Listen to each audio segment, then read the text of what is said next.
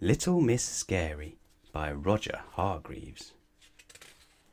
Little Miss Scary lived near the top of a mountain in a house called Spooky Cottage. When it was dark, she would creep into the valley below, making sure that nobody saw her. And there she would wait very quietly until somebody came along. And when that somebody did, she would tiptoe up behind them, open her mouth wide, and shout, "Boo!" And do you know why little Miss Scary did this?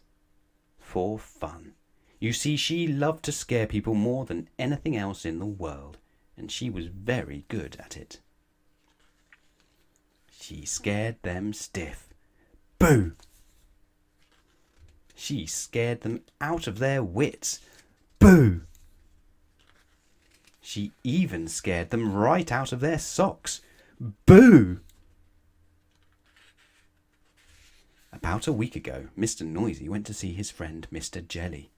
Mr. Noisy was worried because he hadn't heard from his friend for ages. When he got to Mr. Jelly's house, he knocked on the door. Spookily, the door swung open by itself. "Hello?" called Mr. Noisy as softly as he could, which for you or me would have been a shout.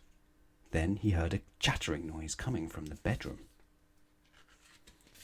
Mr. Noisy found Mr. Jelly hiding under his bed, his teeth chattering in fear. "Whatever's the—" began Mr. Noisy, and then remembered himself. "Whatever's the matter, Mr. Jelly?" It's little Miss Scary," chattered Mr. Jelly, trembling in fear. She keeps jumping out and shouting boo at me." Mr. Noisy made Mr. Jelly a cup of tea, calmed him down, and told him what they were going to do. Just as it was getting dark, they hid behind a bush beside the lane that led up to Mr. Jelly's house. They waited until they saw little Miss Scary's shadowy figure creeping past them. Then Mr. Noisy and Mr. Jelly crept out from their hiding place, tiptoed up behind little Miss Scary, and at the tops of their voices shouted, "Boo!" Now the top of Mr. Noisy's voice is a very loud place indeed. So loud that little Miss Scary leapt 5 feet in the air, and when she came down she ran for her life. She didn't stop running until she was hidden under her bed, in her bedroom, in Spooky Cottage, at the top of the mountain. "I don't think you'll be seeing so much of her for a long while, Mr. Jelly," chuckled Mr. Noisy.